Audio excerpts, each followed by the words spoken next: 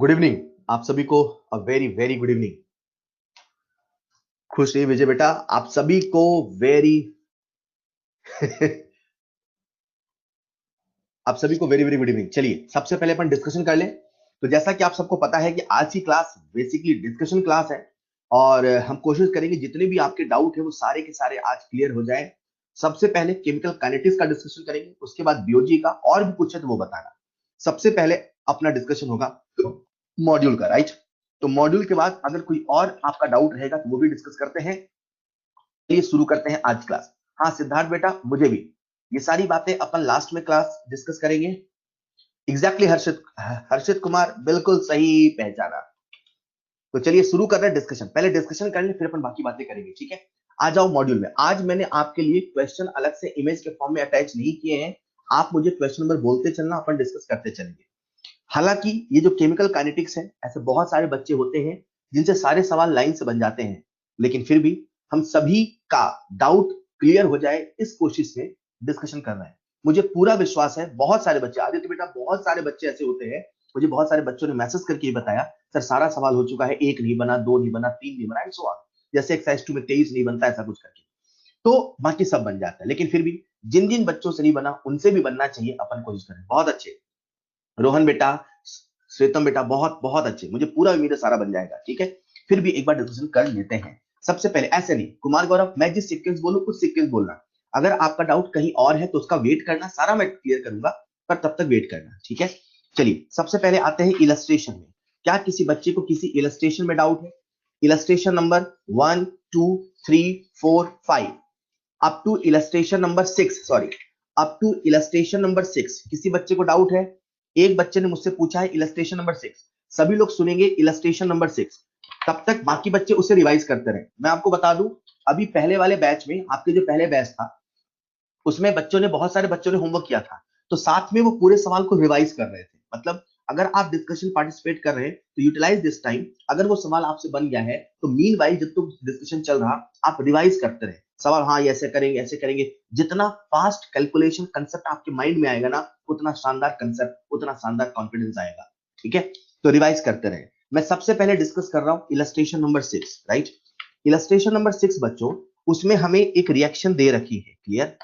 Illustration number 6 में हमें एक रिएक्शन दे रखी है N2O5 गैस, जिससे बन रहा है N2O4 gas plus half O2 gas, clear. सवाल में हमें इनिशियल प्रेशर बोला हुआ है, बोल रहा है कि जो इनिशियल प्रेशर है वो इतना है, ठीक है। मतलब अपने को P इनिशियल दे रखा है 114, शायद 114 mmHg दे रखा है, और अपने को टोटल प्रेशर दे रखा है P टोटल 133 mmHg, राइट। ये दे रखा है और सवाल हमसे रेट पूछा है अलग अलग यूनिट में। तो अपने दिमाग में कंसेप्ट क्या है यार, सवाल अपने से रेट ऑफ रिएक्शन पूछा है और अपने को पता है जो रेट ऑफ रिएक्शन है ROD N2O5/1 equal to ROA N2O4/1 and so on. मतलब हम किसी भी एक रिएक्टेंट का रेट निकाल दें, वही रेट ऑफ रिएक्शन होगा। अब हमारा फोकस हो गया rate of disappearance of N2O5 निकालने में। ये कैसे पता करें? तो अपन ने क्या सोचा यार, रेट का फॉर्मूला क्या होता है? रेट का फॉर्मूला होता है delta C by delta T. Reactant है तो माइनस साइन के साथ। आज सवाल में कंसंट्रेशन भी प्रेशर दिया है तो कोई नहीं, फॉर्मूला हो जाएगा minus delta P by delta T. मतलब अपन तो एक काम करते हैं, ये जो रिएक्टेंट है इसका इनिशियल प्रेशर और फाइनल प्रेशर पता कर लेते हैं, उससे रेट आ जाएगा, उसका जो रेट होगा वही रेट ऑफ रिएक्शन होगा। तो T बराबर 0 पर इसका प्रेशर दे रखा है 114, है ना। किसी टाइम T पर क्या होगा, 114 माइनस एक्स, एक्स और x बाई 2, राइट। इन तीनों का जो प्रेशर दे रखा है 114 minus x plus x by 2, इसकी वैल्यू दे रखी है 133, क्लियर। x से x कैंसिल होगा, जब आप सॉल्व करेंगे तो यहां से जो x की वैल्यू आती है वो आती है 38 mmHg। मेरी बात को सुनिएगा, ये x आ गया, ठीक है। जो x आया ये वो प्रेशर आया जितने से उसका प्रेशर घट गया है। हमारा इंटेंशन x निकालने में नहीं है, हमारा इंटेंशन तो इनिशियल और फाइनल प्रेशर निकालने में है बच्चों। अब हम इसका रेट लिख सकते हैं, तो कैसे लिखेंगे, minus P final minus P initial upon delta T, मतलब minus 114 minus X minus 114 upon delta T.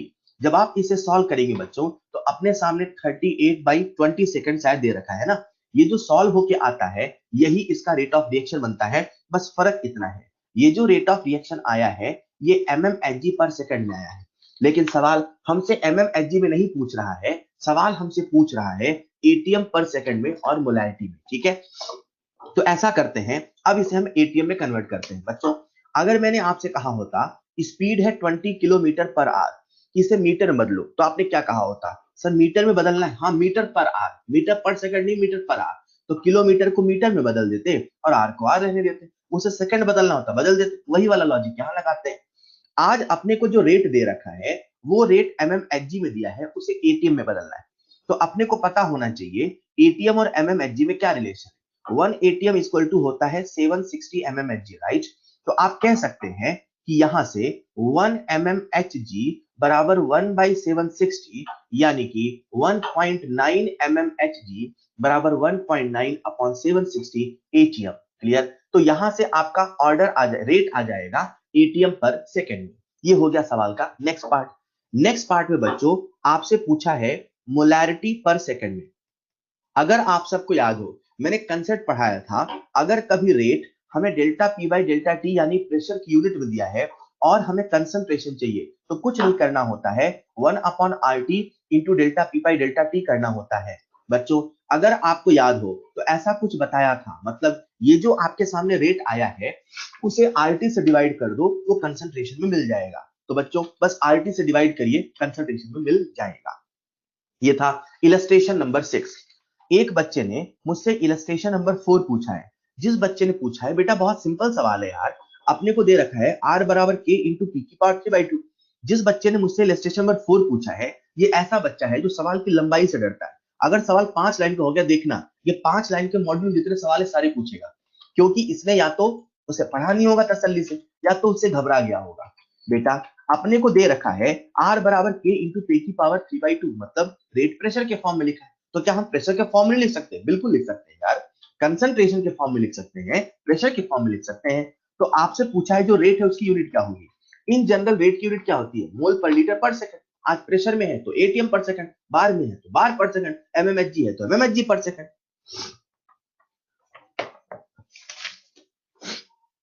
Illustration number 6, illustration number 7, illustration number 8, 9, 10, 11। Illustration number 11 तक किसी को डाउट हो तो बताओ। इलस्ट्रेशन नंबर 11, जिस बच्चे का डाउट है इलस्ट्रेशन नंबर 1, बेटा सवाल में आपसे बोला है second order reaction, right? Illustration number 11 में सवाल आपसे सेकंड ऑर्डर रिएक्शन बोला है, और जैसे ही हमें रिएक्शन का ऑर्डर पता करता है ना, खेल खत्म हो जाता है। सारा खेल ऑर्डर पता करने का ही रहता है। सवाल में आपको साफ साफ शब्दों में ऑर्डर बोल रखा है यार, सेकंड ऑर्डर। तो सेकंड ऑर्डर का फॉर्म लगाइए।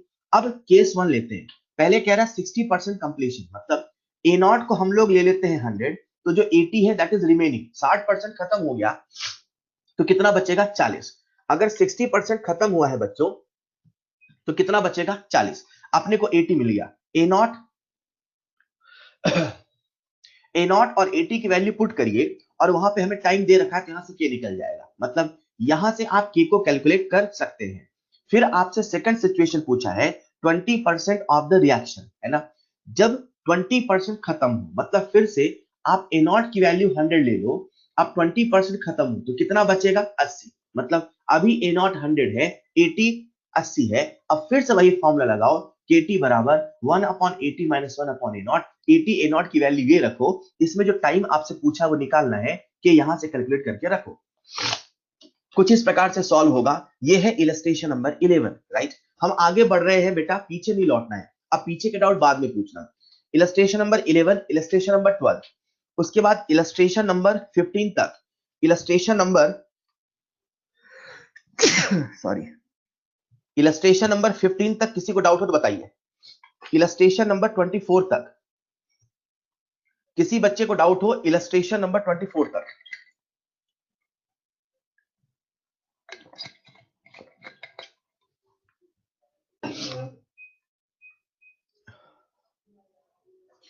इलस्ट्रेशन नंबर 24 तक, बहुत बढ़िया। मुझे उम्मीद है आपने होमवर्क किया तो होगा। बिगिनर बॉक्स 1 में आते हैं। बिगिनर बॉक्स 1 में किसी को डाउट? बिगिनर बॉक्स 1 के बाद बिगिनर बॉक्स 2, बिगिनर बॉक्स बहुत अच्छे से, बिगिनर बॉक्स 2, बिगिनर बॉक्स 1 के बाद बिगिनर बॉक्स 2 में किसी को डाउट हो बताइए। बिगिनर बॉक्स 2 के बाद बिगिनर बॉक्स 3। अक्सर मुझसे बच्चे बिगनर बॉक्स 3 में डाउट पूछते हैं। बहुत अच्छे हर्ष बेटा, बिगनर बॉक्स 3 का सवाल नंबर 3 एक बार देखना जरा सभी लोग। बिगनर बॉक्स 3 का प्रॉब्लम नंबर 3, बिगिनर बॉक्स 3 का प्रॉब्लम नंबर 3 एलिमेंट्री रिएक्शन है, हाफ लाइफ 10 मिनट दिया है ना। सवाल में हमें टी हाफ 10 मिनट दे रखा है और आपसे कह रहा है कितने समय में x will be reduced to 10% of original concentration। पहले सवाल को समझो। मान लो a नॉट 100 है तो बोल रहा कितने टाइम में at 10 होगा। मतलब कहीं ना कहीं सवाल आपसे t 90% पूछा है। अरे t 90% मतलब 90% खत्म होने का समय पूछा है। जब 10% बचेगा मतलब 90% कितने समय में खत्म होगा ये पूछा है। सवाल में हमें टी हाफ दे रखा है। अब हम कैसे निकालें बच्चों? मुझे उम्मीद है आपको ये रिलेशन तो याद होगा। टी 99.9% बराबर होता है 10 टी हाफ। बोलो याद है? एक रिलेशन ये हो गया और दूसरा रिलेशन जो आपको याद होगा टी 99.9 बराबर होता है 3 T half 3 T 90%। I hope आपको याद होगा। ये भी 99.9 है, ये भी 99.9 है, तो आप 10 टी हाफ बराबर 3 टी 90% कर देंगे। आपसे टी 90% पूछा है, टी हाफ 10 दिया है, 10 10 जा 100 अपॉन 3 दैट इज 33.3। तो जो टी 90% आता है लगभग 33 मिनट के आसपास आता है, विल बी द आंसर। बच्चों ये था बिगिनर बॉक्स 3 का सवाल नंबर 3। बिगिनर बॉक्स 3 के बाद एक बच्चा मुझसे पूछ रहा फर्स्ट वाला। बेटा फर्स्ट वाला जो सवाल है उसमें पूछा है किस पर डिपेंड, जो फर्स्ट वाला सवाल है उसमें पूछ रहा है which of the following explain करें for zero order and first order reaction respectively। बेटा जो जीरो ऑर्डर रिएक्शन होता है उसका टी हाफ ए पर डिपेंड करता है। तो for zero order reaction T half is directly proportional to A and for first order reaction it will be A की पावर जीरो। ए की पावर जीरो कहने का मतलब है उस पर डिपेंड नहीं करता। आप सबको अच्छे से याद है फर्स्ट ऑर्डर रिएक्शन का जो रेट कांस्टेंट होता है, सॉरी जो टी हाफ होता है वो ए पे डिपेंड नहीं करता। टी हाफ का फॉर्मूला है 0.693 अपॉन के, राइट। ये था बिगनर बॉक्स 3। आते हैं बिगनर बॉक्स 4 में। क्या किसी बच्चे को बिगनर बॉक्स 4 में डाउट है? बिगनर बॉक्स 4 में सवाल नंबर 2। एक बच्चा मुझसे कह रहा सर सवाल नंबर 2 कैसे करेंगे? बेटा एक्टिवेशन एनर्जी दे रखा है, ये दे रखा है, जिसका डाउट है मैं उसको बोल रहा हूं। एक्टिवेशन एनर्जी दे रखा है 20, राइट। सवाल में लिखा है +38, मतलब जो डेल्टा एच वो निगेटिव है। मुझे उम्मीद है आप ये नहीं समझ पाए होंगे कि इस रिएक्शन का डेल्टा एच कितना है। रोहन बेटा आपको मैं हिंट दे रहा हूं, इस रिएक्शन का बिगनर बॉक्स 4 का सवाल नंबर 2 का जो डेल्टा एच है वो है -38 किलो कैलोरी। हीट रिलीज हो रही मतलब एक्सोथर्मिक है, एक्सोथर्मिक है मतलब माइनस। मेरे हिसाब से अभी बन जाएगा यार। अभी आप सबको फॉर्मूला लगाना है EAF माइनस EAB बराबर डेल्टा एच, बस वैल्यू पुट करके सॉल्व करें, आंसर आ जाएगा। क्लियर? ये था बिगनर बॉक्स 4। बिगनर बॉक्स 4 के आगे बढ़ते हैं थर्ड वाला। एक बच्चे ने मुझसे बिगनर बॉक्स 4 का प्रॉब्लम नंबर 3 भी पूछा है। सब लोग देखिएगा बिगिनर बॉक्स 4 का सवाल नंबर 3। बेटा K35 degree upon K34 degree greater than 1 है। इसका मतलब समझो ना, 34 डिग्री 35 डिग्री मतलब ऊपर वाला जो K है वो हाई टेम्परेचर का है यार। तो आप सबको याद तो है कि जब टेम्परेचर ज्यादा होता है तो रेट ऑफ रिएक्शन ज्यादा होता है क्योंकि रेट कांस्टेंट ज्यादा होता है। मतलब हम सब जानते हैं कि हाई टेम्परेचर पे रेट कांस्टेंट ज्यादा है, तो वही तो ऑप्शन में लिखा हुआ है rate increases with rise in temperature. सही बात है, के ज्यादा इसका मतलब टेम्परेचर ज्यादा तो रेट ज्यादा। आओ चलते हैं एक्सरसाइज 1 में। एक्सरसाइज 1 में 1 से लेकर 6 तक अप टू 1 to 6, 1 से लेकर 6 तक किसी को डाउट है क्या? 1 to 6 किसी को डाउट हो तो बताइए। 1 to 6 बहुत बढ़िया। 7 8 9 अप टू 9। एक्सरसाइज 1 में 9 तक, एक्सरसाइज 1 में 9 तक एक बच्चे ने पूछा सवाल नंबर 6। एक्सरसाइज 1 का सवाल नंबर 6 जिसने पूछा है उसने पक्की बात है जब मैं होमवर्क देता हूं नहीं किया है। कोई बात नहीं बेटा मत करिए। मैंने कितनी बार कहा हैंडआउट को रिवाइज करना है, नहीं करते हो तो क्या कर सकते हैं। 2SO2 प्लस O2 से बना 2SO3, राइट। जब मैं इस रेट ऑफ रिएक्शन का एक्सप्रेशन लिखूंगा तो कैसे लिखूंगा? RODSO2/2 बराबर ROaO2/1 बराबर RODO2/1 बराबर ROA सल्फर ट्राइऑक्साइड बाई 2। ये फॉर्मूला हम तब लगाते हैं जब रेट मोल या मोल की किसी यूनिट में दिया होता है। आज रेट हमें मोल की यूनिट में नहीं दिया है, हमें ग्राम किलोग्राम में दिया है, तो फॉर्मूले मॉलिक्यूलर वेट भी तो आएगा। SO3 के नीचे SO3 का, SO2 के नीचे SO2 का, O2 के नीचे O2 का। बाकी दुनिया को भूल जाओ, जिसका देके जिसका पूछा है उसको याद रखो। मतलब आपसे सवाल RODSO2 पूछा है तो ROD सल्फर डाइऑक्साइड बराबर 2 into molecular weight of SO2 into ROA SO3 upon 2 into molecular weight of SO3। बेटा सिंपली वैल्यू को पुट करें, आंसर आप सबके सामने आ जाएगा, सारा डाटा गिवन है, बस सॉल्व ही तो करना है। अप टू 9, किसी बच्चे को 9 तक डाउट है तो बताइए। 10th वाला, 10th तक, 11, 12, 13, 14, 15, 16, 17, 18, 19, 20, 19, 20, 20। एक बच्चे ने मुझसे सवाल पूछा है, सवाल नंबर 20। जिस बच्चे ने मुझसे डाउट पूछा है प्रॉब्लम नंबर 20, बेटा आप सबके लिए हिंट है यार, एक रिएक्शन गिवन है, order is 1 with respect to A. सवाल नंबर 20 एक्सरसाइज 1 का order is 1 with respect to A, मतलब r बराबर k इंटू ए की power 1 and 1 with respect to b मतलब b की पावर 1। यार कितना आसान है। आपके सामने 3 इक्वेशन दे रखी है, पहली इक्वेशन, दूसरी इक्वेशन, तीसरी इक्वेशन। क्या करूं इसमें मैं? तो वैल्यू पुट करो, 0.10 बराबर k into A that is 0.2 की पावर 1 इंटू 0.05 की पावर 1। फिर दूसरी इक्वेशन में आ जाओ, तो 0.4 बराबर k इंटू एक्स की पावर 1 इंटू 0.05 की पावर 1। दोनों को डिवाइड कर दो। क्या कर रहे हो यार, किसने डाउट पूछा है? थोड़ा भी मेहनत नहीं करना चाहते क्या? खैर ऐसे करके एक्स और वाई आप निकाल सकते हैं। जिस बच्चे ने पूछा है, जिस बच्चे ने पूछा था उसके लिए, ठीक है। 20, 21, 22, 21। एक बच्चे ने मुझसे डाउट पूछा है 21। बेटा सिंगल स्टेप रिएक्शन को ही हम लोग एलिमेंट्री कहते हैं। Navdeep Sihag, single step reaction को ही हम लोग एलिमेंट्री कहते हैं। एलिमेंट्री रिएक्शन का जो रेट लॉ होगा R बराबर K इंटू ए की पावर 2 इंटू बी की पावर 1 होगा। क्लियर? 22, 23, 24, 25, 26, 27, 28, 29, 30। 30 तक किसी को डाउट हो रेज योर हैंड। बच्चे ने कहा 30। एक सवाल है 30 वाला, सब लोग सुनिएगा ध्यान से। बेटा जो 30 सवाल है उसमें एक रिएक्शन दे रखी है KClO3 plus 6FeSO4 plus 3H2SO4, जिससे बन रहा है KCl plus 3Fe2SO4 whole thrice plus 3H2, right? ये रिएक्शन दे रखी है। हमें नहीं पता ये रिएक्शन एलिमेंट्री है कि कॉम्प्लेक्स है। जब हमें नहीं पता तो हम कुछ मानते हैं। चलो मानते हैं एलिमेंट्री है, मान लिया एक पल के लिए।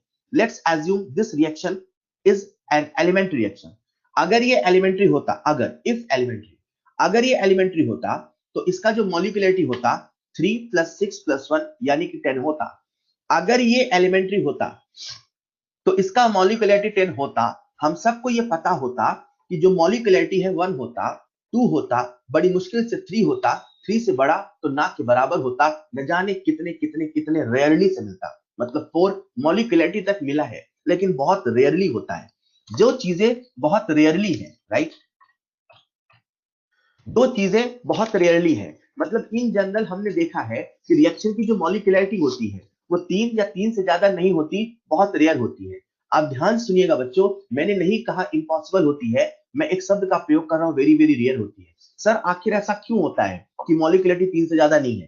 देखो बच्चों, एक्चुअली है क्या, मॉलिक्यूलरिटी का मतलब है कितने मॉलिक्यूल टकराए। कॉलिजन थ्योरी कहती है अगर कभी रिएक्टेंट से प्रोडक्ट बना है तो जो रिएक्टेंट के मॉलिक्यूल हैं उनके अंदर 2 बैरियर को फुलफिल करने की कंडीशन होनी चाहिए, एक एनर्जी बैरियर और दूसरा ओरिएंटेशन बैरियर। अगर रिएक्शन हुआ है तो उन्होंने इन दोनों बैरियर को फुलफिल किया है। ऐसा बहुत रेयरली होता है कि 3 से ज्यादा मॉलिक्यूल टकराए हो और प्रॉपर डायरेक्शन में टकराए हो। 2 मॉलिक्यूल का प्रॉपर डायरेक्शन में टकराना यही बहुत कम होता है। 10 की पावर 25 से 10 की पावर 28 के ऑर्डर का Z होता है तो उसमें प्रोडक्ट बहुत कम बनता है।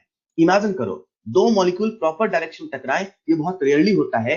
3 टकराए प्रॉपर डायरेक्शन में, ये बहुत बहुत बहुत रेयरली होता है। 4-5 प्रॉपर डायरेक्शन में टकराए हो, ऐसा ना के बराबर होता है। मतलब हमें समझ में आना चाहिए कि जो मॉलिक्यूलरिटी है वो 1 होता है, वो 2 होता है, वो 3 होता है, 3 से ज्यादा बहुत बहुत बहुत रेयर होता है। तो अगर ये रिएक्शन एलिमेंट्री होता तो इसका मॉलिक्यूलरिटी 10 होता, विच सीम्स इम्पॉसिबल, जो कि हमें इम्पॉसिबल लग रहा है, मतलब ये ऐसा नहीं है, ये एलिमेंट्री नहीं है, हमने जो माना ये वो नहीं है। अब ये एलिमेंट्री नहीं तो क्या है? ये एलिमेंट्री नहीं तो कॉम्प्लेक्स है। और जैसे हमें पता चला कॉम्प्लेक्स है तो क्या इसकी मॉलिक्यूलरिटी निकाल सकते हैं? सर कॉम्प्लेक्स की मॉलिक्यूलरिटी बकवास है। क्या इसका हम ऑर्डर कोफिशिएंट के बराबर कह सकते? नहीं सर, अब हमें ऑर्डर एक्सपेरिमेंट करके बताना होगा। सर ये रिएक्शन एलिमेंट्री नहीं कॉम्प्लेक्स है, कॉम्प्लेक्स है मतलब इसकी मैकेनिज्म है, मैकेनिज्म मतलब कई स्टेप में होता है। कुछ इस प्रकार से हमने सोचा। सवाल में आपसे पूछा है इनकरेक्ट स्टेटमेंट, तो इनकरेक्ट कौन सा होगा? It is 10th order reaction, हम नहीं बता सकते 10th होगा। क्लियर बच्चों? कुछ इस प्रकार से सॉल्व होता है। एक बच्चा मुझसे सवाल पूछ रहा है प्रॉब्लम नंबर 23। बेटा हम पीछे नहीं जाएंगे, ठीक है? आज मैं आखिरी बार पीछे जाके पूछ रहा हूँ, जो सवाल बच जाए वो लास्ट में डिस्कस होगा। आगे बढ़ते चलेंगे, 30 तक हो गया, 30 के आगे वाले आप रेडी रखो। 23 एक बच्चे ने पूछा है, बता देता हूं। Point out incorrect statement. Rate law is an experiment value, सही बात है। Law of mass action theoretical propose concept, सही बात है। ये बताओ मुझे, जो एक्सपेरिमेंटल है वो ज्यादा सही इंफॉर्मेशन देगा, जो एक्सपेरिमेंटल है वो ज्यादा सही इंफॉर्मेशन देगा कि जो थ्योरेटिकल है वो ज्यादा सही इंफॉर्मेशन देगा? कौन हमें ज्यादा सही? एक्सपेरिमेंटल। एक्सपेरिमेंटल कौन है? रेट लॉ की law of mass action, rate law. तो rate law is more informative than law of mass action, सही बात है। Rate law is always different from the, always word नहीं हो सकता यार, हमेशा डिफरेंट हो कोई जरूरी नहीं है, कभी सेम भी हो सकता है। एक्स एंड वाई में और may not be equal to A and B. I hope आप समझ पाए मैं क्या कह रहा हूं। जो एक्स और वाई है, जो ऑर्डर है, जो पावर है, जो ऑर्डर है, जो पावर है, हो सकता है वो इक्वल भी हो या हो सकता है इक्वल नहीं हो। क्लियर? तो ये जो सवाल था इसमें आपसे पूछा है इनकरेक्ट स्टेटमेंट, तो आपको इनकरेक्ट बताना था, तो मुझे उम्मीद है आप समझ गए होंगे कौन सा इनकरेक्ट है।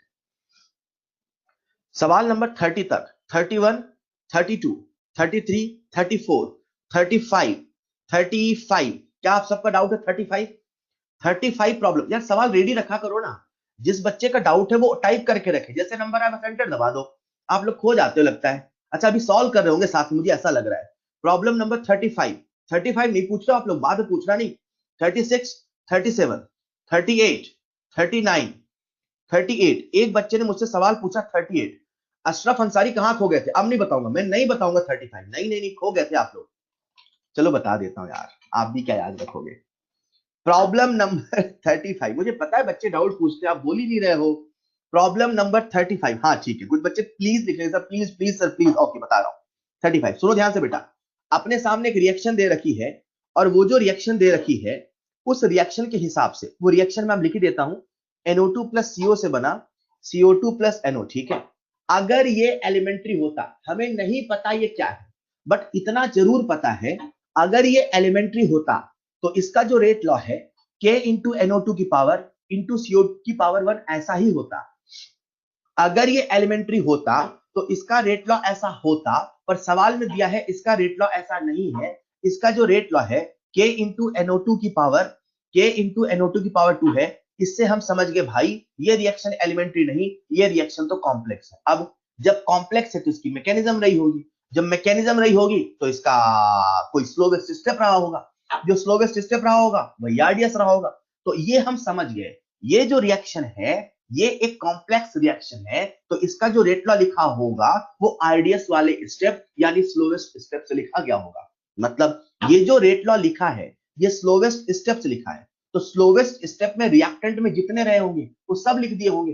पल भर के लिए मान लो A प्लस बी से बना C, ये स्लो स्टेप है, तो आप R कैसे लिखोगे? K इंटू ए की पावर 1 इंटू बी की पावर 1 ऐसे ही तो लिखोगे।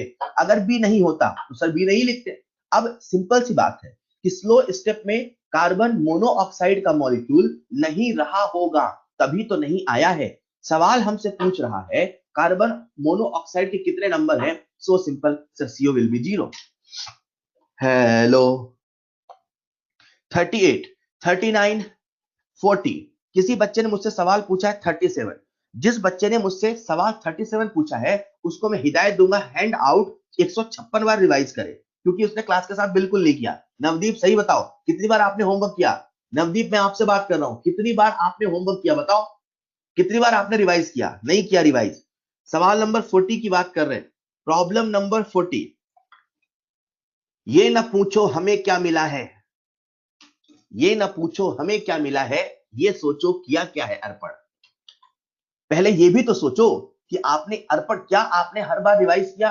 नवदीप बेटा आप इतना सिंपल, मतलब कैसे यार, मैंने आपको कितनी बार बताया कि एसिडिक हाइड्रोलिसिस ऑफ ईस्टर है, ये स्यूडो ऑर्डर, कुछ नहीं बताऊंगा मैं, आप पहले एक बार पढ़ो। सवाल नंबर 40, अगला मैं सवाल जो डिस्कस कर रहा हूं वो है एक्सरसाइज 1 से problem number 40, right? First order है, सेकंड ऑर्डर है, थर्ड ऑर्डर है, तो हम लोग क्या करते हैं रेट लॉ लिख लेते हैं। अगर फर्स्ट ऑर्डर होगा तो इसका रेट लॉ ऐसे होगा, अगर सेकंड ऑर्डर होगा तो इसका रेट लॉ ऐसे होगा, अगर थर्ड ऑर्डर होगा तो इसका रेट लॉ ऐसे होगा। बोलो हाँ या ना। सवाल कहता है इन तीनों में जो कंसंट्रेशन है वो बराबर है और 1 से ज्यादा है, तो बराबर है तो 2 ले लेते हैं, और 1 से ज्यादा है तो 1 से बड़ा नंबर है 2 ले लिया। अब सबको 2 2 2 2 लिख दो, तो क्या बनेगा ये R1 बराबर 2K, R2 बराबर 4K, R3 बराबर 8K। अगर थोड़ा बहुत कॉमन सेंस से बताओ सबसे बड़ा कौन है, सबसे बड़ा कौन है बताओ, कोई भी बता देगा यार। 40, 41, 42, 43। क्या बच्चों 43 आपका डाउट है? अगर 43 डाउट है तो चुल्लू भर पानी में 3-4 बार पहले तैरना। ऐसा ही ग्राफ का सवाल मैंने क्लास में करा दिया था। अगर किसी बच्चे का 43 डाउट है तो उसके कह रहा हूं।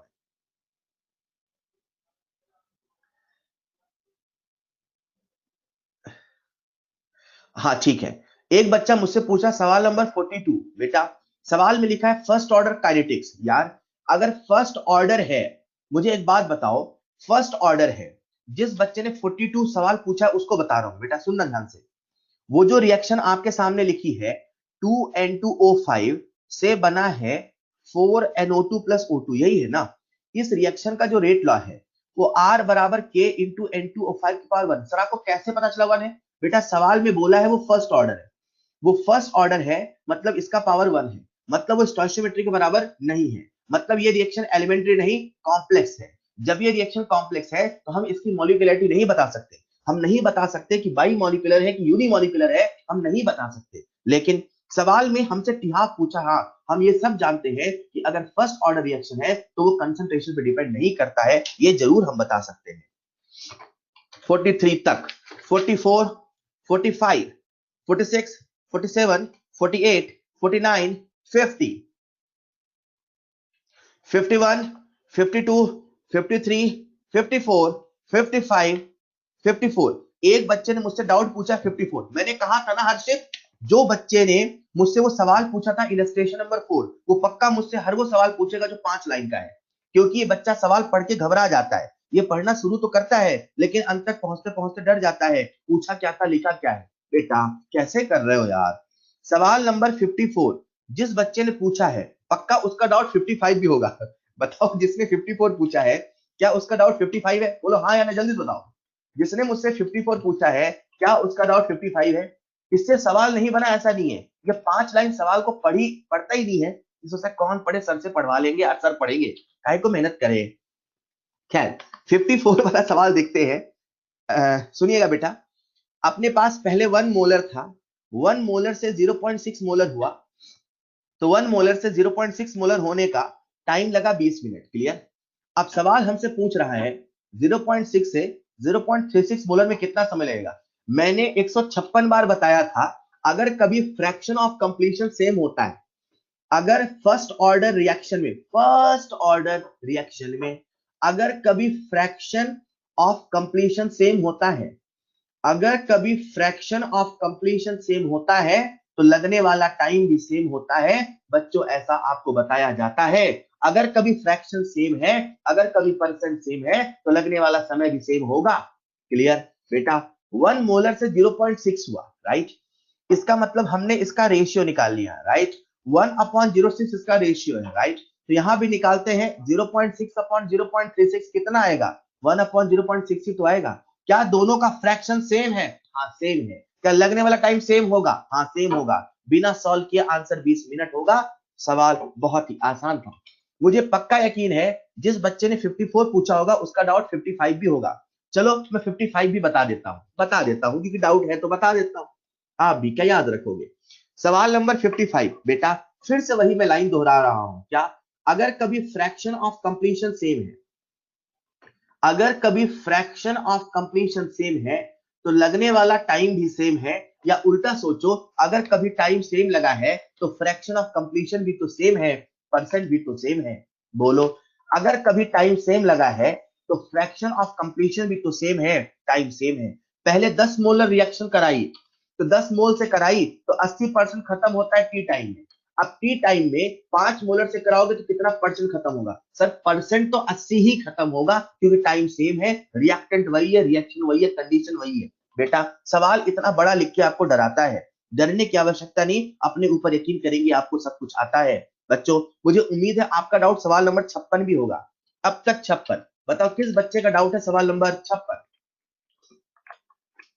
बहुत अच्छे नवदीप बेटा, very very good, very very good. अब आगे भी बढ़ते रहो, हम लोग जो सवाल डिस्कस कर रहे हैं ना नवदीप, उसमें फोकस करो, पुराना मत छोड़ो यार। आगे देखो, सवाल नंबर 56, कुछ बच्चों का डाउट है, मुझे आपका ध्यान चाहिए बेटा। हम लोग कुछ मान लेते हैं और जैसा मानते हैं वैसा होता है, तो हमने जो माना सही है, और हमने जो माना वैसा नहीं होता, तो हमने जो माना वो गलत है। सिंपल सा रूल है। मतलब हमारे पास एक रिएक्शन है, एल से बना एम, ठीक है साहब। Initial concentration A not they रखी है 10, ठीक है साहब। वो कहता है कि 10 से 5 होने में लगा 30 मिनट। 10 से 5 होने में लगा 30 मिनट, तो हर कोई समझ सकता है इसका जो टी हाफ है वो है 30 मिनट। बोलो, अब सवाल हमसे ऑर्डर पूछ रहा है। जीरो ऑर्डर होगा, फर्स्ट ऑर्डर होगा, सेकंड ऑर्डर होगा, कोई ना कोई ऑर्डर होगा। चलो ऐसा करते हैं, हम मान लेते हैं फर्स्ट ऑर्डर, ठीक है। अगर हमने माना, सपोज हमने माना, हम मान के कुछ निकालते हैं जो सही, अगर जो आया सच में वही है तो जो माना वो सही है। हमने माना कि यह फर्स्ट ऑर्डर रिएक्शन है, तो 90 मिनट के बाद, यानी कि 3t हाफ के बाद, यानी कि t7/8 के बाद, यानी कि 87.5% खत्म होगा। बोलो हाँ या ना। अगर सवाल हमसे 90 मिनट की बात कर रहा है, तो 90 मिनट का मतलब हुआ कि 87.5% खत्म होगा। 87.5% खत्म होगा, तो कोई भी समझ सकता है 12.5% बचेगा। ये डाटा आपको जितना बढ़िया याद होगा, सवाल उतना बढ़िया फटाफट बनेगा। जो 100 के लिए 12.5 है बेटा, वही तो 10 के लिए 1.25 है। सवाल कह रहा है 10 ग्राम लेके चले थे, 90 मिनट के बाद 1.25 बचा है। हमारे हिसाब से अगर फर्स्ट ऑर्डर होता तो कितना बचना चाहिए था? 1.25। कितना बचा है? 1.25। हमने जो सोचा वैसा ही पाया, मतलब हमने जो सोचा वो सही है। बातों बातों में हमने ऑर्डर, फर्स्ट ऑर्डर बताया, फर्स्ट ऑर्डर ही आंसर सही है। 56, 57, 58, 59, 60। मुझे उम्मीद है जिस बच्चे ने मुझसे 54, 55 पूछा होगा, उसका डाउट 60 भी होगा। फिर वही 5 लाइन का सवाल है। बच्चा सवाल से नहीं, सवाल की लंबाई से डरता है। सवाल नंबर जो 60 है, बेहद ही आसान है बेटा, मुझे आप सबका ध्यान चाहिए। वही कंसेप्ट फिर से, कौन सा कंसेप्ट? अगर कभी फ्रैक्शन ऑफ कंप्लीशन सेम है, तो लगने वाला टाइम सेम होगा। जो फर्स्ट ऑर्डर रिएक्शन होता है, उसका टी हाफ चेंज नहीं होता है, कंसंट्रेशन के बदलने से नहीं बदलता है। देखो सवाल कुछ ऐसे कह रहा, अपने पास पहले एक फ्लास्क है, इसमें रिएक्शन हो रही थी, कंसंट्रेशन 1 मोलर थी। 1 मोलर से स्टार्ट हुई, लास्ट में 0.25 मोलर बचता है। 1 मोलर से 0.25 मोलर होने में 8 घंटे का समय लगता है। हमने मनी मन सोचा यार, 1 मोलर से 0.25 हो गया, फर्स्ट ऑर्डर का रिएक्शन है, तो 1 मोलर से 0.25 हो गया, मतलब 0.75 खत्म हो गया, मतलब 75% खत्म हो गया। मतलब ये जो 8 आवर्स है, ये T3/4 है। ये जो 8 आवर्स है, ये T3/4 है।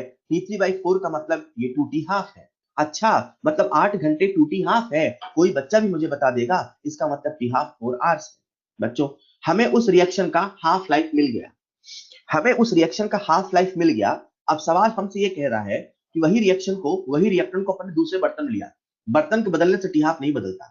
वही रिएक्टेंट को अपने दूसरे बर्तन में लिया, रिएक्टेंट वही है तो टी हाफ नहीं बदलेगा। हाँ, कंसंट्रेशन 1 मोलर से हमने 0.6 मोलर कर दिया। अरे, कंसंट्रेशन के बदलने से टी हाफ नहीं बदलता। बताओ कितनी देर में 0.6 से 0.3 मोलर होगा? हाफ है, तो हाफ होने का समय तो टी हाफ होगा। आंसर तो 4 आवर्स होगा। सवाल की लंबाई से न डरे, अपने कंसेप्ट पे विश्वास रखें, अपने ऊपर कॉन्फिडेंस रखें। जितना आपको पढ़ाया, जैसे आपको पढ़ाया, यही सारी यादें लेके आप एग्जाम तक पहुंच जाओ, खेल खत्म है। बस इन यादों को लेके एग्जाम तक पहुंचना होता है, जैसे बताया वैसे, ठीक है। श्रीकांत सिंह बेटा, मैंने देख लिया है, परेशान ना हो। सवाल number 58, half life for catalytic decomposition of AB3 at 50 mm is found to be 4 hours and at 100 mm it is 2 hours. The order of the reaction. बेटा, मैंने आप सबको एक फॉर्मूला पढ़ाया था टी हाफ का, जनरल फॉर्मूला का, ठीक है। टी हाफ का जनरल फॉर्मूला पढ़ाया था। एक बच्चे ने मुझसे सवाल नंबर 58 पूछा है, तो जिस बच्चे ने पूछा उसको बता रहा हूं बेटा, T half 1 upon T half 2 बराबर प्रेशर दिया है, तो P02 अपॉन P01 की पावर n-1। डाटा पुट करो बेटा, ऑर्डर बता दोगे। हालांकि एक बच्चा कहता है सर इतनी मेहनत काहे करना, मैंने कहा तो क्या करना सर, 50 से 100 हुआ, मैंने कहा सर प्रेशर दुगना हुआ, मैंने कहा सर प्रेशर दुगना हुआ, टी हाफ आधा हुआ, सर सेकंड ऑर्डर। प्रेशर दुगना हुआ, टी हाफ आधा हुआ, सर सेकंड ऑर्डर। आपने हमें रटवाया था, कंसंट्रेशन बढ़ेगा, टी हाफ बढ़ेगा, जीरो ऑर्डर कंसंट्रेशन के बदलने से टी हाफ नहीं बदलेगा, फर्स्ट ऑर्डर कंसंट्रेशन बढ़ेगा, टी हाफ घटेगा, सेकंड ऑर्डर। कोई भी बता दे, ओरल सवाल है।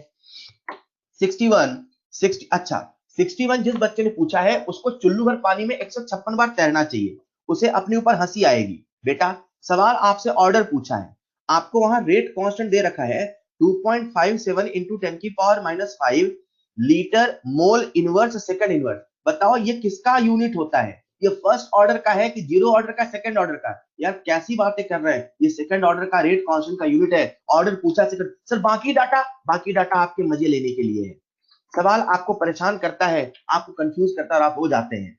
61 62 63 64 65 66 67 68 69। एक बच्चे ने मुझसे डाउट पूछा है 69। A reaction is found to have rate constant per second. बेटा ये फर्स्ट ऑर्डर है, ये फर्स्ट ऑर्डर रिएक्शन है, ठीक। By what factor the rate is increase. क्या कर रहे हो यार? जिस बच्चे ने मुझसे प्रॉब्लम नंबर 68 पूछा उसके लिए हिंट है, फर्स्ट ऑर्डर है तो R बराबर K इंटू ए है। अगर हमने कंसंट्रेशन को तिगुना किया तो बताओ रेट कितने गुना होगा? अब तो बता दोगे यार। 69 के बाद है सवाल नंबर 68।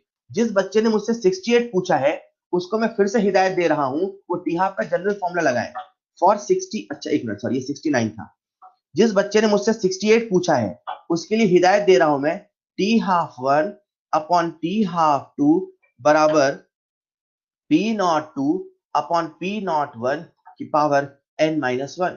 हालांकि आप रिलेशन को देखो ना, प्रेशर बढ़ रहा है, टी हाफ घट रहा है, कोई भी बता देगा। प्रेशर बढ़ रहा है, टी हाफ घट रहा है, कोई भी बता देगा। कंसंट्रेशन बढ़ रहा है, टी हाफ घट रहा है, कोई भी बता देगा। सेकेंड ऑर्डर, अरे ये तो हमने क्लास में बताया था। 70 71 72 73 73 74 75। एक बच्चे ने मुझसे सवाल पूछा 72। जिस बच्चे ने सवाल पूछा 72, the expression which gives 1/4 life. बेटा t 1/4 पूछा है तो 1/4 का मतलब 1/4 खत्म हो गया, तो कितना बच गया? 3/4। 80 लिखोगे 3/4 आ जाएगा। 73 74 73। जिस बच्चे ने मुझसे 73 पूछा है, जीरो ऑर्डर है, फॉर्मूला लिखो a नॉट माइनस 80 बराबर kt। जिस बच्चे ने मुझसे सवाल नंबर 73 पूछा है, बेटा फॉर्मूला लिखो ए नॉट माइनस ए टी बराबर के टी। ए नॉट पूछा है, सारा डाटा दे रखा है। अच्छा आंसर आपका फिर भी नहीं आएगा, पता क्यों? जिस बच्चे ने 73 पूछा उसका आंसर नहीं आएगा, क्यों? क्योंकि वो 30 मिनट को आवर में नहीं बदलेगा, इसे लिखोगे हाफ आवर, राइट। अब आ जाएगा, तो आप वहां आर में लिखना, आंसर आ जाएगा, क्योंकि जो रेट कांस्टेंट है बेटा वो पर आर में दिया है। अभी आ जाएगा अफरोज बेटा, अभी ट्राई करना, आ जाएगा। 74 75 76 77 78 79 80 81 82 80। किसी बच्चे ने मुझे सवाल नंबर 80 पूछा है। जिस बच्चे ने सवाल नंबर 80 पूछा है उसके लिए हिंट है, बेटा सवाल नंबर 80 में आपको करना क्या है, देखिएगा जरा। एक रेट कांस्टेंट K1 है, एक रेट कांस्टेंट K2 है। सवाल कह रहा है जो K1 है वो K2 से बड़ा है। सवाल कह रहा है जो K1 है वो K2 से बड़ा है। K1 K2 से बड़ा है मतलब रेट कांस्टेंट K2 से बड़ा है। रेट कांस्टेंट बड़ा है मतलब रेट बड़ा है। रेट बड़ा है मतलब स्पीड बड़ा है। स्पीड बड़ा है मतलब ब्रेकर छोटा है। मतलब जो पहला वाला ब्रेकर है वो दूसरे वाले से छोटा है। 81 82 83 84 84। किसी बच्चे ने मुझसे सवाल पूछा है 84। बेटा जब कभी थ्योरी का सवाल आता है, जब नहीं नवदीप बेटा बिल्कुल सही है, सारे आंसर सही है। जब कभी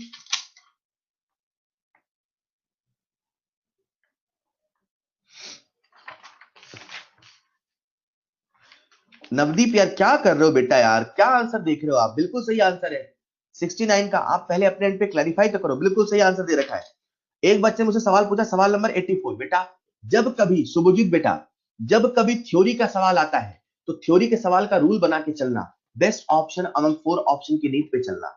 जब कभी थ्योरी का सवाल आता है तो अपने को बेस्ट ऑप्शन अमंग 4 ऑप्शन की पॉलिसी पे चलना पड़ता है। अमंग 4 ऑप्शन मतलब आप बिल्कुल सही सोच रहे हो, फर्स्ट भी तो सही है, पर सेकंड की उपस्थिति में, सेकंड की प्रेजेंस में अब फर्स्ट पूरी तरीके से सही नहीं है। फर्स्ट जो स्टेटमेंट है वो अपने आप में आधा है। जिन बच्चों को डाउट है वो समझ रहे होंगे मैं क्या कह रहा हूं। Increase in the number of collision, हाँ सही है, लेकिन कोलिजन के बढ़ने से रेट ऑफ रिएक्शन नहीं बढ़ता। कोलिजन के बढ़ने से, क्योंकि प्रोबेबिलिटी ऑफ इफेक्टिव कोलिजन बढ़ता है। क्योंकि एक्टिवेटेड मॉलिक्यूल बढ़ता है, इस वजह से रेट ऑफ रिएक्शन बढ़ता है। सो सेकंड ऑप्शन की प्रेजेंस में फर्स्ट ऑप्शन का इफेक्ट कम हो जाएगा। 85, 86, एग्जैक्टली 87, 86। एक बच्चे ने मुझसे सवाल पूछा 86, the rate of a reaction doubles for every 10 degree Celsius if the temperature is increase by 60, the rate of reaction is, बेटा 2 की पावर 6 लिख लो, 2 की पावर 6। जिस बच्चे का डाउट है 86, वहां हिंट लिखो, K2 by K1 is equal to mu की power delta T by 10, K2 by K1 is equal to mu की पावर डेल्टा T by 10। 87, 88, 89, 90, 91। एक बच्चे का डाउट है 89, एक मिनट पहले 89 डिस्कस कर ले, एक मिनट, हाँ 89। Given that K is the rate constant for some order of, क्या कर रहे हो बेटा, K बराबर A, हद हो गई है, T टेंड्स टू इंफिनिटी, तो K बराबर A, तो log K बराबर log A। जिसका डाउट था T बराबर इंफिनिटी, अरे K बराबर A, दोनों तरफ log लेना, log K बराबर log A। किसी बच्चे का डाउट है सवाल नंबर 90, जिसका भी डाउट है सवाल नंबर 90, वो 89 वाले सवाल को ही घुमा के पूछ के आप कंफ्यूज हो गए। बेटा सवाल नंबर 90 में आपको K दे रखा है, K की वैल्यू है, अच्छा एक मिनट, कौन सा पूछा आपने, 90, हाँ। जो K दे रखा है, K की वैल्यू है 3 × 10⁻⁴, और EA दे रखा है 104.4, और A की वैल्यू दे रखी है 6 × 10⁻40, राइट। जब टेम्परेचर इनफाइनाइट होगा तो K बराबर A होगा, मतलब K की वैल्यू कितनी होगी, 6 × 10⁻40। 91, 92, 93, 94, 95, 96, 97, 98, 99, 100, 101, 102, 103, 102। एक बच्चे ने मुझसे डाउट पूछा 102, बेटा ऐसा ही सवाल क्लास में कराया था। जिस बच्चे ने मुझसे डाउट पूछा है 102, उसके लिए हिंट है, log K2 by K1 बराबर EA upon 2.303 R under bracket 1 upon T1 minus 1 upon T2। हाँ, टेम्परेचर आपको लेना है केल्विन में, राइट। टेम्परेचर, अच्छा आपको सॉल्व भी नहीं करना है पूरा, पता, टेम्परेचर केल्विन में लेना है। सवाल बोला है रेट ऑफ रिएक्शन जो है डबल हो जाता है, रेट डबल होने का मतलब है K2 by K1 की वैल्यू 2 है, इसे 2 पुट करना, सॉल्व करना, आंसर आ जाएगा। एक बच्चे का डाउट है प्रॉब्लम नंबर 96। जिस बच्चे का डाउट 96 है, बेटा स्टोइशियोमेट्री के बदलने से, रिएक्शन को उल्टा करने से, रिएक्शन को डिवाइड करने से EA नहीं बदलता, ये डेल्टा H नहीं है। ऐसा आपको डेल्टा H के लिए बताया गया, क्योंकि डेल्टा H एक एक्सटेंसिव प्रॉपर्टी है, EA एक्सटेंसिव नहीं, किसी रिएक्शन का होता है। EA स्टोइशियोमेट्री पर डिपेंड नहीं करता, श्रेय वहां लिख सकते हैं, EA स्टोइशियोमेट्री डिपेंड नहीं करता। Up to 106, up to 106, 105। एक बच्चे ने मुझसे पूछा 105, the activation energy of a chemical reaction depends upon. बेटा क्या कर रहे हो यार, मैंने कितने ढंग से बताया था कि जो एक्टिवेशन एनर्जी है वो रिएक्टिंग स्पीशीज पे डिपेंड करता है, वो कैटलिस्ट पे डिपेंड करता है, वो टेम्परेचर पे डिपेंड नहीं करता है, टेम्परेचर पे डिपेंड नहीं करता है, वो टेम्परेचर पे डिपेंड नहीं करता है। परीक्षित बेटा इसके लिए आप अलग से पूछना, अभी हम मॉड्यूल का डिस्कशन कर रहे हैं, राइट, कॉमन डिस्कशन कर रहे हैं, यहां सभी से सवाल बने वो कर रहे हैं, आपका डाउट अलग से मुझसे पूछना, क्लियर। 105 में जिस बच्चे ने मुझसे पूछा है, तो उसे मैं हिंट दे रहा हूं, बेटा एक्टिवेशन एनर्जी टेम्परेचर पे डिपेंड नहीं करता। 106 तक, 106 तक, 106 चलते चलते एक तो पूछ ले, नहीं Kumar Gaurav, during decomposition of an activated complex, बेटा अच्छा नहीं, ठीक है, बनता है पूछना, एक्टिवेटेड कॉम्प्लेक्स का मतलब क्या है। 106 अगर आप ध्यान दो तो आपको जो हमने कॉलिजन थ्योरी बताई थी, उस कॉलिजन थ्योरी में जो एक्टिवेटेड कॉम्प्लेक्स है वो बिल्कुल पीक पर बनता था, राइट, बिल्कुल पीक पर यहां बनता था एक्टिवेटेड कॉम्प्लेक्स। तो जो एक्टिवेटेड कॉम्प्लेक्स है उसकी एनर्जी मैक्सिमम है, इसकी एनर्जी मैक्सिमम है, मतलब जब एक्टिवेटेड कॉम्प्लेक्स नीचे जाएगा तब भी रिएक्शन एनर्जी घटेगी, मतलब एनर्जी रिलीज होगी, और जब इधर जाएगा तब भी एनर्जी रिलीज होगी। एक्टिवेटेड कॉम्प्लेक्स मोस्ट अनस्टेबल होता है, तो ऑब्वियस सी बात है वो किधर भी जाएगा एनर्जी रिलीज ही होगी, ठीक है, एनर्जी रिलीज ही होगी। ये हो गया 106 तक। इसके बाद आते हैं एक्सरसाइज 3 में। एक्सरसाइज 3 में, एक्सरसाइज 3 में आ जाइए, सवाल नंबर 1, 2, 3। क्या आप लोगों का एक्सरसाइज 3 का प्रॉब्लम नंबर 2 डाउट है? एक्सरसाइज, साहिल बेटा पढ़ने मन नहीं लग रहा, एक्सरसाइज 3 का प्रॉब्लम नंबर 2 क्या डाउट है? एक्सरसाइज 3 का प्रॉब्लम नंबर 2 डाउट है? हाँ हर्षित बेटा, आपने मॉडल सॉल्व नहीं किया है। हर्षित कुमार बोलो, सही बोलो, मॉडल सॉल्व किया कि नहीं किया है? हर्षित बेटा मॉडल सॉल्व किया है? मतलब पता, जिस बच्चे ने मुझसे एक्सरसाइज 3 का सवाल नंबर 2 पूछा, उसको मैं एक बचपन की बात याद दिलाता हूं, उसे याद आएगा। याद करो वो दिन बेटा जब आप स्कूल जाया करते थे और कभी कभी मैथ की क्लास में भी पढ़ा करते थे। याद करो वो दिन जब आपने पहली बार अलजेब्रा सीखा था। टीचर ने आपको ए प्लस बी का whole square, A square plus B square plus 2ab सिखाया था। ए की वैल्यू 1, बी की वैल्यू 2 रख के आंसर लिखना सिखाया था। आपको फिर होमवर्क दिया था। होमवर्क में टीचर ने आपको A equal to 5, B equal to 10 दिया था और आपसे नहीं बना था। आपने पूछा था टीचर टीचर डाउट है। यार वही कहानी तो आज भी है। हमने आपको सिखाया था बेटा, जब कंसंट्रेशन को 2 टाइम्स कर दिया तो रेट 5 टाइम्स हो गया, कैसे सॉल्व करेंगे बेटा? सी की पावर n बराबर r करो ना बेटा, 2 की पावर n बराबर 5 करो ना बेटा, लॉग लगाओ ना बेटा। आज वही तो आपसे पूछा है, जहां 2 है वहां 3 है, n n ही था, जहां 5 है वहां 5.19 करो ना बेटा, लॉग लगाओ ना।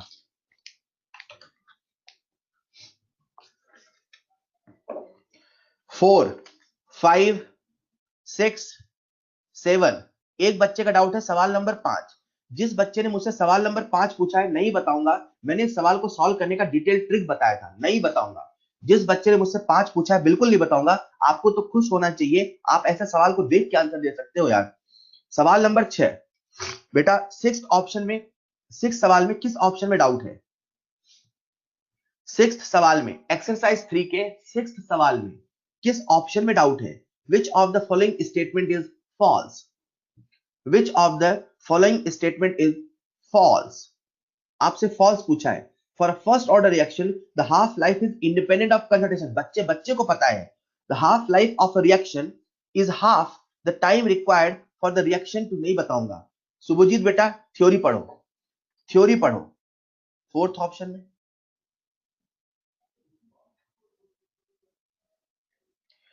7, 8, 9, क्या किसी बच्चे को 9th वाला सवाल डाउट है? जिस बच्चे को 9 वाला सवाल डाउट है उसको बता देता हूं, ये जीरो ऑर्डर रिएक्शन है। जीरो ऑर्डर रिएक्शन का टी हाफ पूछा है, तो टी हाफ का फॉर्मूला है ए नॉट बाई 2k। जिस बच्चे का डाउट है, oh sorry the rate of, sorry सवाल नंबर 9, सॉरी जिस बच्चे का सवाल नंबर 9 डाउट था, प्रॉब्लम नंबर 9 एक्सरसाइज 3 का, एक्सरसाइज 3 का प्रॉब्लम नंबर 9, सॉरी बेटा, इसमें रेट दे रखा है r बराबर k इंटू ए, राइट। आपको रेट दे रखा है, सवाल में दे रखा है, कंसंट्रेशन दे रखा है, पहले k निकालो। तो k क्या होगा? r upon a, clear. आपसे पूछा क्या हाफ लाइफ, तो आप क्या करोगे? T half equal to 0.6 times T upon k, ये क्या पुट कर देना, टी हाफ आ जाएगा। Question number 9 up to 10, 11, 12, 12, 13, 14, 15, 16, 17, 18, 19, 20। एक बच्चे ने मुझसे सवाल पूछा सवाल नंबर 14। जिस बच्चे ने सवाल नंबर 14 पूछा है बेटा, रेट दे रखा है reducing concentration of A to half, the rate changes to this, the order of the reaction with respect to A. अरे यार, ये जो टेबल वाला सवाल तो शब्दों में लिखा है। जब 2.2 mmHg था तो रेट 2.4 था, अब उसको हाफ कर दो तो 2.2 का हाफ कर दो। जब 2.2 का हाफ किया तो रेट हो गया 0.6। क्या कर रहे हो? जिस बच्चे ने मुझसे सवाल नंबर 14 पूछा है बेटा, आपके लिए हिंट है, एक्सरसाइज 3 का सवाल नंबर 14, सी की पावर n बराबर r, आज प्रेशर है तो p की पावर n बराबर r। ये प्रेशर नहीं होता, ये प्रेशर का रेशियो होता है। ये रेट नहीं होता, ये रेट का रेशियो होता है, ठीक है। तो करना क्या है आपको? आपको करना है 2.2 अपॉन हाफ, दैट इज 1.1, सी की पावर n बराबर r, रेट हो गया 2.4, 0.6, तो 2.4 अपॉन 0.6 सॉल्व करना, n की वैल्यू निकाल लेना। 14 के बाद 15, 16, 17, 18, 19, 20, 21। क्या किसी बच्चे का डाउट है सवाल नंबर 21? 21। जिस बच्चे ने मुझसे 21 सवाल पूछा है उसको नहीं बताऊंगा बेटा, आप पहले क्लास के हैंडआउट को चेक करो। 22, 22, क्या किसी बच्चे का डाउट है सवाल नंबर 22? 23, 24, 23। जिस बच्चे ने मुझसे 23 पूछा है बेटा, ये भी क्लास में बता दिया है। लैंग्वेज क्या है? आपको मैंने अलग से अरेनियस कांस्टेंट बताया था, क्या? जो अर्हेनियस साहब थे उन्होंने कहा a बराबर p इंटू जेड इंटू ई की पावर माइनस ए अपॉन RT। ये z क्या है? Collision frequency. z को हम लोग बोलते हैं कॉलिजन फ्रीक्वेंसी और p को हम लोग बोलते हैं स्टेरिक फैक्टर, राइट? p को बोलते हैं स्टेरिक फैक्टर, स्टेरिक फैक्टर भी बोलते हैं, प्रोबेबिलिटी फैक्टर भी बोलते हैं। 23 के बाद आता है सवाल नंबर, बेटा सवाल पहले पढ़ो आप। मोहम्मद सकलैन अभी कर रहे हो क्या? सही बताओ, आपने पहले किया था। सवाल में हमें जिसका जिसका डाटा दिया है उसके फॉर्म में रेट लॉ लिखना है यार, खत्म कहानी। काइनेटिक डाटा वर ऑब्टेन्ड फॉर्म। गलत बात है मोहम्मद सकलैन, गलत बात है। पढ़ो ऐसे जैसे पहली बार पढ़ रहे हो, मेरी बात याद रखना। पढ़ो ऐसे जैसे पहली बार पढ़ रहे हो। एक मिनट।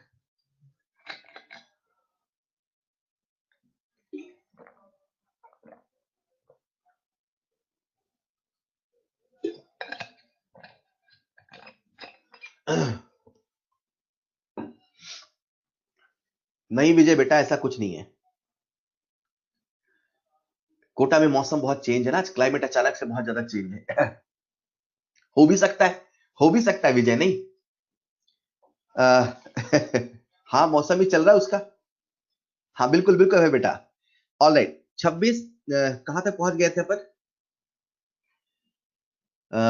कहां तक पहुंच गए थे? 23, 23, 24, 25, 26, 26, 27। यार बहुत आसान है यार, आपसे सारे सवाल बजा पूछ, सही बता रहा हूं। जो बच्चा डाउट पूछ रहा है ना, जबरदस्ती पूछता है यार, पूछ ले।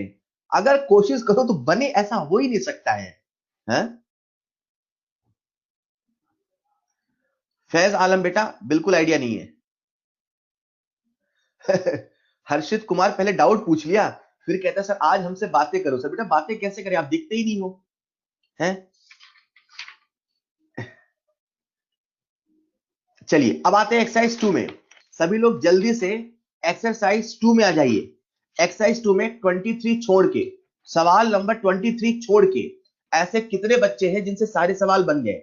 एक्सरसाइज 2 में सवाल नंबर 23 छोड़ के ऐसे कितने बच्चे हैं जिनसे सारे सवाल बन गए? Raise your hand. 23 छोड़ के सारे सवाल बन गए, रेज योर हैंड। आधे तो आज डिस्कशन में नहीं आए हैं, मुझे पता है, बहुत सारे नहीं आए हैं, 50%। और जो आए हैं उनमें भी इतने सारे बच्चे बन गए, बहुत अच्छी बात है बेटा, बहुत अच्छी बात है।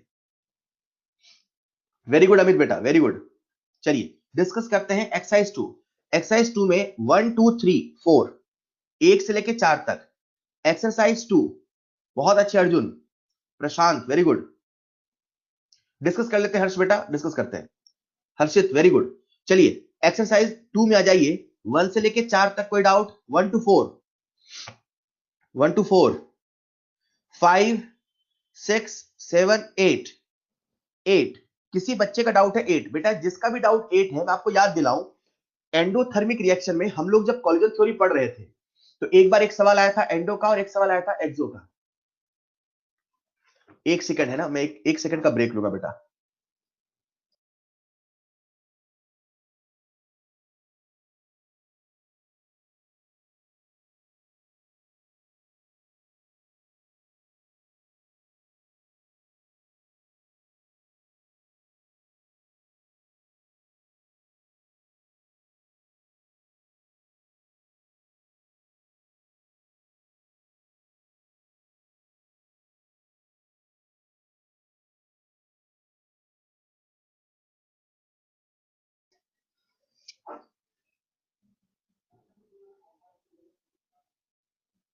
हाँ तो बात कर रहा था मैं प्रॉब्लम नंबर 8 पर, ठीक है? प्रॉब्लम नंबर 8 जो है उसमें अगर आपको याद हो, मैंने आपको एंडोथर्मिक रिएक्शन के लिए कहा था। एक एंडो की बात हुई थी, एक्सो की बात हुई थी। तो अगर आपको याद हो, एंडोथर्मिक रिएक्शन का मैंने ग्राफ बना के एक्सप्लेन किया था। उसमें जो ईए है वो हमेशा ही डेल्टा एच से बड़ा आता है, EA always greater than delta H. और जो एक्सोथर्मिक रिएक्शन था उसमें कुछ भी हो सकता था, कभी ईए बड़ा होता था तो कभी छोटा होता था तो कभी इक्वल होता था। ये सवाल कह रहा है ईए विल बी, तो आंसर है more than delta H. Exercise 2 में सवाल नंबर 9, सवाल नंबर 10, 11, 12, 13, 14, 15, 16, 17, 18, 19। 20। क्या आप लोगों का डाउट है सवाल नंबर 20? जिस बच्चे का डाउट है सवाल नंबर 20, मुझे पूरा यकीन है ये इस बच्चे का पुराना डाउट है। सवाल नंबर 20 बेटा जीरो ऑर्डर रिएक्शन है, हिंट नंबर 1। हिंट नंबर 2, सवाल आपसे प्रोडक्ट का कंसंट्रेशन पूछा है, राइट? तो प्रोडक्ट पूछा है यानी कि x बराबर kT पूछा है, देखना भी आपसे बन जाएगा। जब मैं आपको जीरो ऑर्डर रिएक्शन पढ़ा रहा था तो वहां भी मैंने आपको बताया था किस प्रकार से हम इसे कैलकुलेट करते हैं। So x is equal to kT formula लगाएंगे, बन जाएगा। 21, मुझे उम्मीद है आप लोगों का डाउट होगा सवाल नंबर 21। कितने लोगों का डाउट है? अच्छा हाँ, एक मिनट। और दूसरी गलती आप कहां करते हैं वो भी सुन लो। एग्जैक्टली पहली गलती आप यहां करते हैं और दूसरी गलती आप कहां करते हैं, जो रेट कांस्टेंट दे रखा है वो पर सेकंड में है और जो टाइम है 20 मिनट में है, तो मिनट को सेकंड में कन्वर्ट करना नहीं भूलना है। जो गलती अवॉइड करो, सवाल बन जाएगा। ठीक है, एग्जैक्टली हाँ, वो देख लेना किस बच्चे कहां गलती हुई है। जनरली गलती बच्चा करता है प्रोडक्ट में और कुछ बच्चे गलती करते हैं यूनिट में। 21 एग्जैक्टली जो सवाल नंबर 21 है, इसी से मिलता जुलता सवाल आपको हमने क्लास में कराया था। क्लास में जो कराया था उसमें रेट का डाटा था 0.04 0.02। यहाँ जो सवाल है 0.04 0.03। अगर आप सबको याद हो तो मैंने क्लास में कहा था इंटरवल फॉर्मूला लगेगा और इंटरवल फॉर्मूला हमने किया था, हमारा आंसर 10 सेकंड आएगा। यहाँ आप सॉल्व करेंगे तो आपका आंसर अलग आएगा। बच्चों ये बड़ा ही फेमस सवाल है और जब ये 2016 में आया था ना, आपको बताओ बहुत सारे बच्चों से सवाल नहीं बना था। ऐसा ही पेपर आना चाहिए यार, आपसे सारे सवाल बन जाते हैं पेपर में, 720 में 720 नंबर आ जाते हैं, है ना? 22 23, 23 वाला अभी बाद में करेंगे लास्ट में। 24 25 26 27 28 29 28। एक बच्चे का डाउट है 28 बेटा फर्स्ट ऑर्डर रिएक्शन है, ठीक है। Time required for the completion of 99% of the reaction is alright. जिस बच्चे का डाउट है 28, देखो मैं कैसे कर रहा हूं, देखना बेटा। एक्सरसाइज 2 का सवाल नंबर 28, एक्सरसाइज 2 का सवाल नंबर 28 कैसे कर रहा हूं मैं? अपने से 99% पूछा है, हमें याद आया 99% पूछा है, ठीक। हमें याद आया 99.9% होता है, 99.9% होता है 3t 90%। हमें याद आया t 99% होता है 2t 90%, राइट। और हमें याद आया कि जो t 99.9% होता है वो होता है 10t हाफ। ये हमें याद है। इतने सारे फॉर्मूले आपके दिमाग में होने चाहिए। सवाल आपसे 99% पूछ रहा है तो मैंने सोचा काश हमें 90% पता होता। सवाल हमसे क्या पूछा है? Required for the completion of 99% of the reaction is given by, right. आपसे 99% पूछा है। हमने क्या सोचा यार, अरे इसमें तो कुछ करना ही नहीं है बेटा। जिसका भी डाउट है इसमें तो कुछ करना ही नहीं है, ये सवाल नहीं है। इसमें आपको क्या करना है, 90% करना नहीं। मेरे दिमाग में दूसरा सवाल था, इसमें तो आपको 99% पूछा है, सीधे फॉर्मूला लगाओ ना। ए नॉट को 100 ले लो, ए नॉट को ले लो 100, एटी को ले लो 1, के टी बराबर 2.303 लॉग ए नॉट अपॉन 80 से नहीं आ रहा है क्या? बिल्कुल आएगा। हाँ हाँ बिल्कुल आ जाएगा, ठीक है। सवाल नंबर 29 के बाद सवाल नंबर 30, 30th वाला प्रॉब्लम। सवाल नंबर 30, डाउट है क्या? जिस बच्चे का डाउट है 30, एक फर्स्ट ऑर्डर रिएक्शन है, रेट कांस्टेंट गिवन है, time required for 40 gram of this reactant to reduce to 10 gram. 40 से 10 करना है, ए नॉट गिवन है, 80 गिवन है, रेट कांस्टेंट गिवन है। 40 से 10 करना है, आपसे टाइम पूछा है, तो इंटीग्रल रेट लॉ से नहीं आ रहा क्या? कैलकुलेशन लंबी पड़ जाती है, मान ही नहीं सकता हूं मैं। कितने बच्चे कह रहे हैं कैलकुलेशन बड़ी है?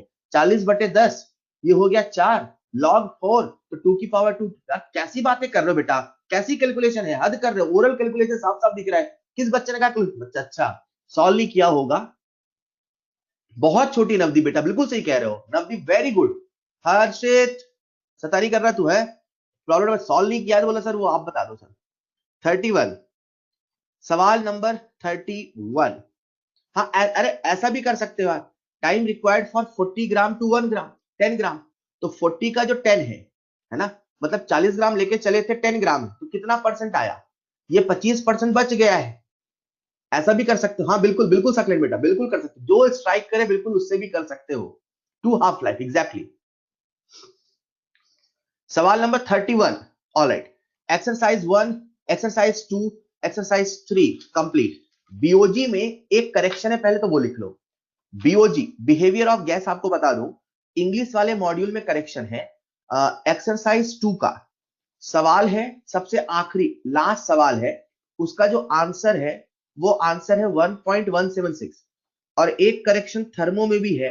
एक्सरसाइज 1 का 115 वाला जो प्रॉब्लम है उसका आंसर शायद प्लस में है, तो मुझे याद नहीं एग्जैक्टली किसमें है, पर अगर आंसर प्लस में दिया है तो माइनस वाला है, अगर माइनस दिया है तो प्लस वाला। 115 में भी करेक्शन है, जहां तक मुझे याद आ रहा प्लस वाला शायद आंसर था, प्लस 48 एग्जैक्टली विजय बेटा, तो वो करेक्शन कर लेना, ठीक है। ये सवाल रहा आपका। एक बच्चा, अब जिनके डाउट बच्चे पहले वो पूछ लेते हैं, जिनके जिनके डाउट बच्चे। अच्छा, सवाल नंबर 23 तो रही गया, एक्सरसाइज 2 का सवाल नंबर 23 लास्ट में करूंगा तो लास्ट वाला ही हो गया है। चलो सवाल नंबर 23 में आते हैं बेटा। सवाल नंबर 23 आपसे नहीं बना, परेशान मत हो, जिस दिन आप सरफेस केमिस्ट्री पढ़ोगे बन जाएगा, क्योंकि अभी आज अपनी आखिरी क्लास है और सरफेस केमिस्ट्री नहीं हुआ है, तो मैं थोड़ा सा बता देता हूं। अदरवाइज अगर अभी और होता तो मैं मना ही करता, मैं कहता सरफेस के बाद ही करना, बट अभी थोड़ा मैं आपको याद दिला रहा हूं। आप सब 12th पढ़ के आए हो, इतना तो याद है, एक चैप्टर था सरफेस केमिस्ट्री, इतना तो याद है, उसमें कुछ फ्रिंडलिक जैसी बातें भी हुआ करती थी, इतना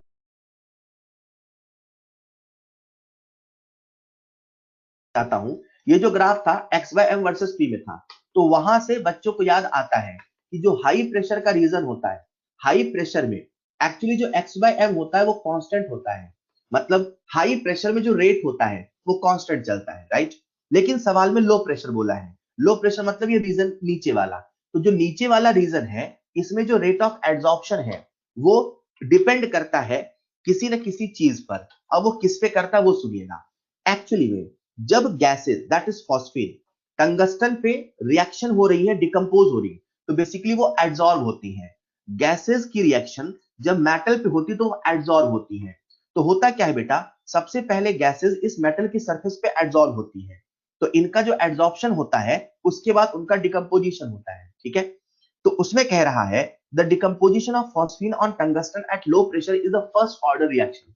उसने हमें बता दिया वो फर्स्ट ऑर्डर है, फर्स्ट ऑर्डर है मतलब किसी न किसी के डायरेक्टली प्रोपोर्शनल है। हम लोग ऐसा पढ़ के अभी आए हैं R बराबर K इंटू ए, तो हमें पता जो रेट है वो कंसंट्रेशन पे डिपेंड कर रहा, लेकिन आज इसका जो डिकम्पोजिशन है यानी इसका जो एड्सॉर्प्शन है वो कंसंट्रेशन डिपेंड नहीं करता, कितना सरफेस एड्सॉर्ब हुआ है उस पर डिपेंड करता है।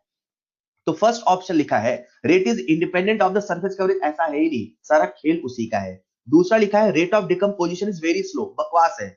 सवाल आपसे पूछ रहा वो फर्स्ट ऑर्डर है क्योंकि, तो फर्स्ट ऑर्डर है क्योंकि उसका रेट स्लो है, नहीं ऐसा नहीं है, किसी के धीरे या किसी के तेज होने से कोई फर्स्ट ऑर्डर कोई सेकंड ऑर्डर नहीं होता है। थर्ड ऑप्शन है rate is proportional to the surface coverage, surface coverage मतलब जितना ज्यादा एड्सॉर्ब होगा उतना ज्यादा उसका डिकम्पोजिशन होगा, क्योंकि जितना ज्यादा सरफेस कवरेज होगा मतलब जितना ज्यादा एड्सॉर्प्शन होगा उतना ज्यादा होगा, बस यही लॉजिक लगाना था। तो जैसे आप सरफेस केमिस्ट्री पढ़ लोगे इसकी लैंग्वेज और समझ में आती है, अभी लैंग्वेज नहीं समझ में आती पूरी, ठीक है। तो ये रहा आपका डिस्कशन इसका। अभी मुझे बताओ आप बीओजी में कोई डाउट हो तो पहले वो पूछ लो, मुझे उसका आइडिया नहीं मोहित बेटा। बीओजी एक्सरसाइज 2, हाँ अभी मेरे पास मॉड्यूल नंबर 1 भी है, कल पेपर है तो आपका सारा डिस्कशन हो जाए, अच्छी बात है। बीओजी का एक्सरसाइज 2 का क्वेश्चन नंबर 7, एक्सरसाइज 2 का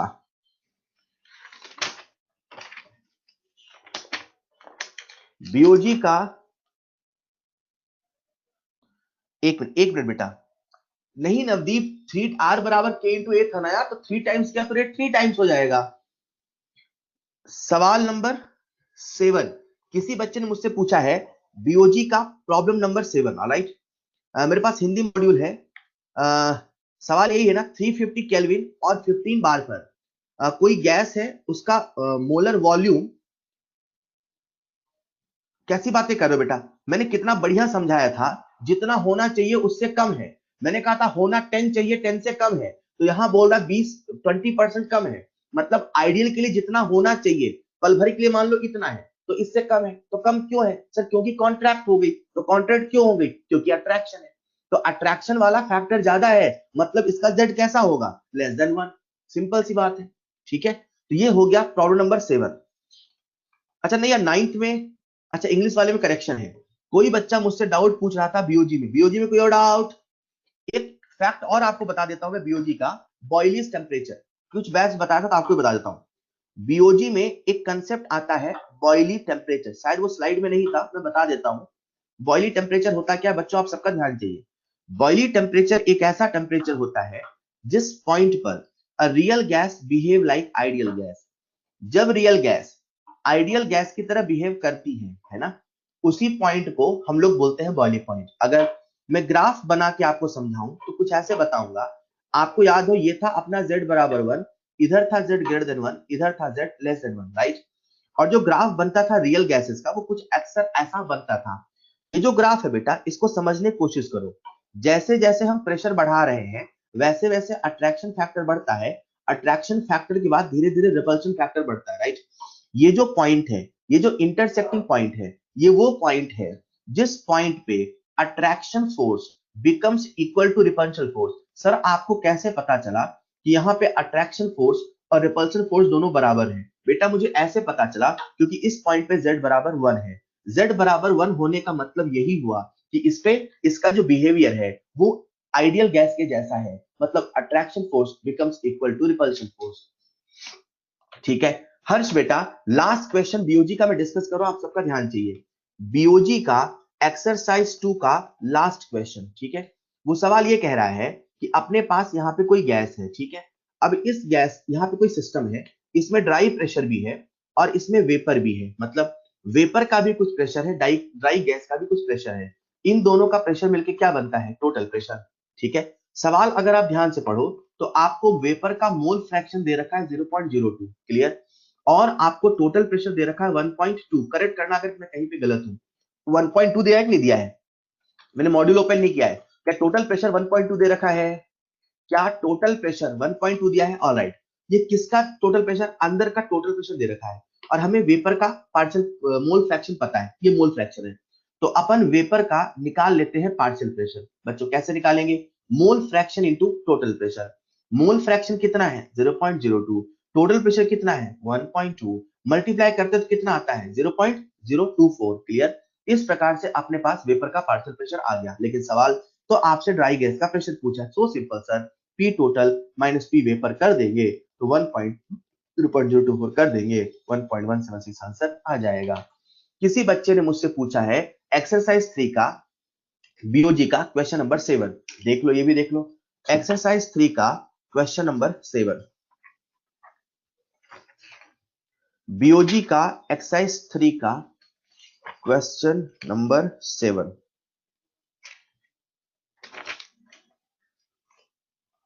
वॉन्डरवॉल ए, यार इसमें क्या बताओ बेटा? वॉन्डरवॉल ए क्या है? आपको नहीं पता वॉन्डरवॉल ए क्या है? नहीं बताऊंगा। मॉड्यूल सॉरी हैंडआउट पढ़े। जिस बच्चे ने मुझसे एक्सरसाइज 3 का सवाल नंबर 7 पढ़ा है वॉन्डरवॉल कांस्टेंट ए के बारे में, पहले हैंडआउट पढ़ो बेटा। नहीं, थ्योरी का सवाल है, बनता ही नहीं डाउट। ऑलराइट, हाँ। सो ये सारी बातें हो गई, आज के लिए इतना ही। मजे की बात है कि आज मैं आपको होमवर्क नहीं दे रहा हूं। डेली आपको मैं होमवर्क देता था, आज होमवर्क नहीं है। तो कल आपका जो पेपर है उसमें पूरी ताकत, पूरी अपनी पूरी कैपेसिटी से तैयारी करें और अच्छे नंबर आने चाहिए, ठीक है। फिजिकल केमिस्ट्री का बाकी पार्ट बेटा उसका मुझे आइडिया नहीं है, ठीक है। बिल्कुल साहिल बेटा, यही आपको पहुंचना है।